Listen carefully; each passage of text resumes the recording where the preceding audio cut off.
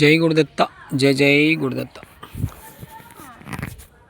స్వామి సమర్థ అక్కల్కోట్ మహారాజ్ పారాయణ ప్రతి సంవత్సరం ఇది 5వ సంవత్సరం. ప్రతి సంవత్సరము కంపల్సరిగా హోలీ పండుగ నాడు స్టార్ట్ అయ్యి చైత్ర బహుళ త్రయోదశి స్వామివారి ఆరాధనకి 40-42 రోజుల పూర్తి చేయడం జరుగుతుంది. ప్రతి సంవత్సరం నేను అక్కల్కోట్లో ఉండి పారాయణ చేస్తాను.